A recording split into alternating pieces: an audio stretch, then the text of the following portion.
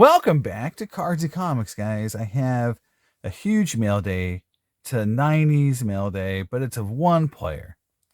And it's a player I've kind of alluded at. I've made some comments in my comment section about it. I've posted some cards on Instagram. But I have all 4 cards now in hand that I've bought from one dealer who has done some huge auctions of this one player in the last couple weeks. And if you're on eBay, you may know who I'm talking about, but it's Frank Thomas. One seller has just done a tremendous job of selling, this huge collection of Frank Thomas cards. I was able to pick up 4 I consider some of his rarest and coolest cards from the 90s. And we'll start right here with a card from a set that I love. The 99 Bowman's Best Atomic Frank Thomas. This card is numbered 91 of 100. For anyone who knows this channel or been see me open these boxes, in fact, I got another 99 Bowman's Best box break coming up to you guys. I just opened a box the other day. This is just one of my favorite sets. It's just I opened this product back in the day when I was a big Matt Holliday collector. I would open this product because it has cool Matt Holliday cards. I've always loved this set. It's got cool refractors.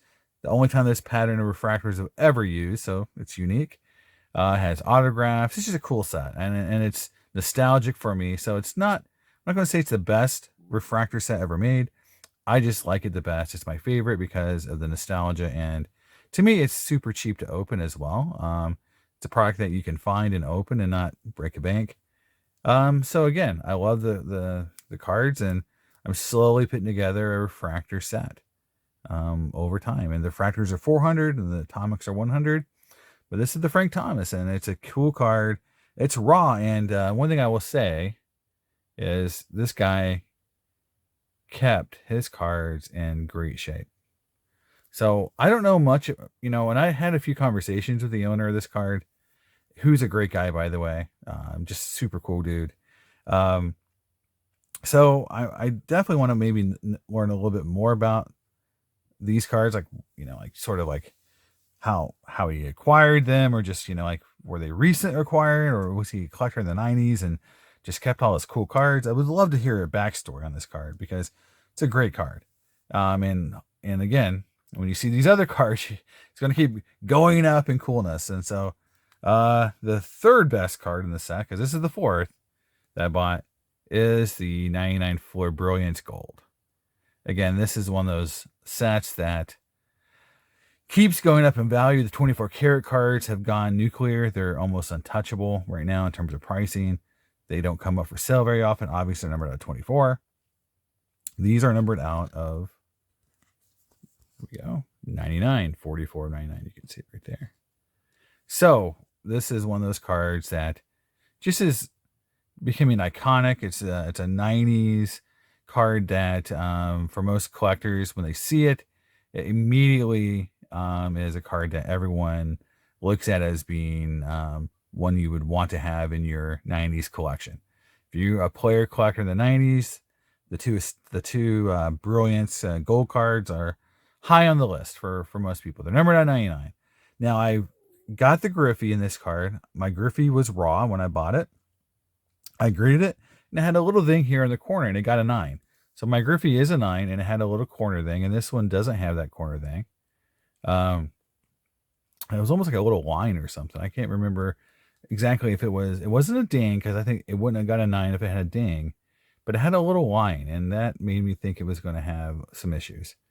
But this guy kept his cards in great shape. He shipped them in great shape. And so, again, this card has become just, one of the iconic 90s sets. And I think people just love the card, and, has gone up in value tremendously in the last couple years. So this is one of those cool sets that people just, again, love having. Next up is a set that has also just gone nuclear. And I think for a few reasons I'll go into, but it's the second copy of this card I own, but this card has 3 different versions in the set. And I'll go through the 3 versions. I have 2 of the 3 versions, but it's 99 Finest Gold. And this card is die cut, and it's numbered on the back. There you go, number 25 of 100.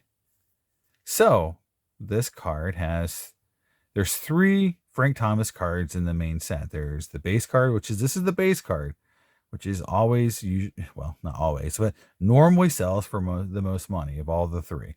There is a Gems card, and then there's a Sterling card. Now, I just got in my last mail day my Sterling card back in a PSA 9. Now, I peeled this card to get it graded. So I'm not a big advocate of peeling the 90s cards, but it was already starting to come up. It did get a 9. Now, this card is very clean as well. A buddy of mine had texted me about it. He was actually interested in this card as well. And he got some high-res skins, and he thought it looked amazing as well. Card looks really good. I don't see any major issues, right off the bat. So I am pretty happy with it. I like the fact he double sleeved it. It's pretty cool how he did that. Like I said, just cool guy, really fun to talk to. And again, I want to know more about what is this like. I know he consigns as well. So I'm just wondering if they were his cards or they're all co-signed to him. He just ran a bunch of Mike Piazza cards, and I bought a few cool Mike Piazza cards, including this copy or this card and the Mike Piazza, the 99 Brilliance Gold. I just got it in the Mike Piazza version because there's certain sets and cards I will buy of any Hall of Famer. And like the Shining Stars Pulsar set, I got the whole set.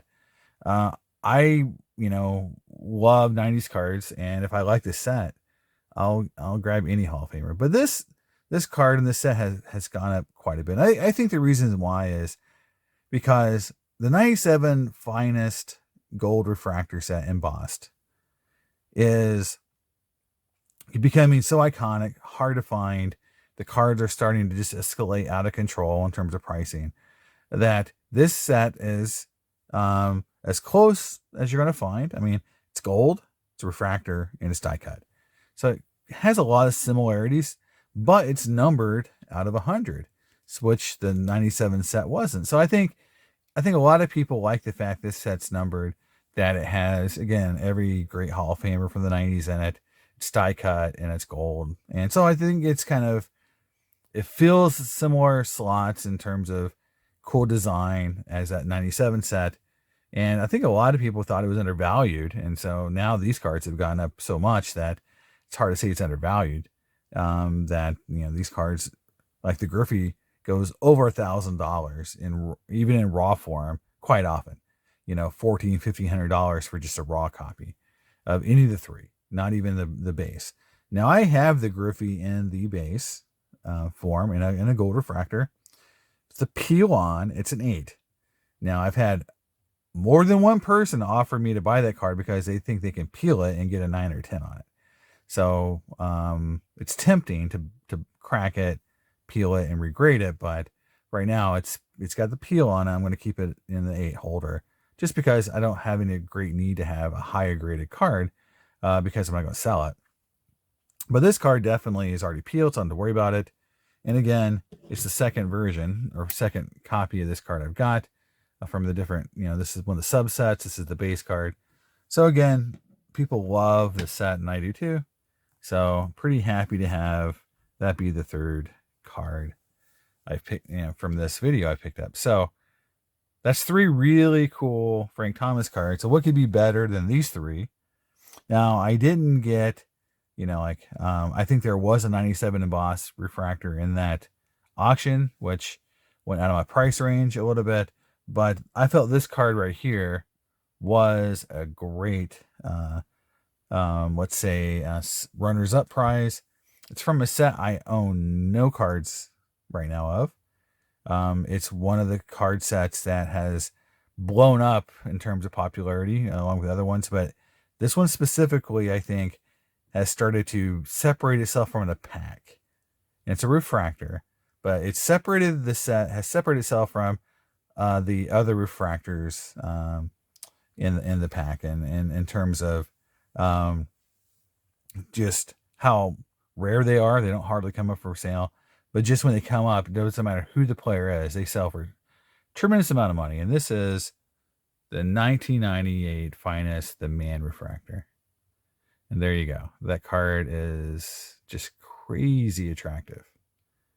And the only card that I really, because it has that really deep refractor color to it, the purples and different, all those different shades of color. It reminds me more of the the Fleur Mystique established card, which has that rainbow color effect on it. This card just looks different than other refractors. So if I compare it to this kind of refractor, see how it's kind of a surface shine? This card almost lights up from the back, like, very much like a stained glass window. It just looks different when you see it and you have it in hand. And it's numbered out of 75, so it is even harder to get from a print run perspective than most refractors, even the ones numbered out of 100. So this set has it's definitely separated itself from the pack. The man refractors have started to really become, big time cards, for player collectors. I mean, I've seen the Chipper Jones bring over $1,000 multiple times. So it's just, it's tough to get these cards. I would just say that. And I felt like I paid a respectable amount for this card. And the way I actually afforded this card was I actually had 2 Ken Griffey Jr. cut aboves from 97 EX 2000. And I sold one and used the proceeds to, buy this card. So I was able to take an extra card I got, recently from grading, and was able to flip it and use the proceeds to buy this card, which I think is a great deal. Now some people might say that EX 2000 Griffey cut above is a better card than this card. I don't think so. I think the set is, again, separated itself from the pack and has become sort of iconic set from the 90s that continues to be very high in demand. So you tell me what you think. Do you think selling the cut above and buying this card was the right move? Because again, I had 2 of the cut above, so I still have one, and they're both the same grade. Or would you keep the Griffey and not use that money to buy this card? I think this is definitely the right move.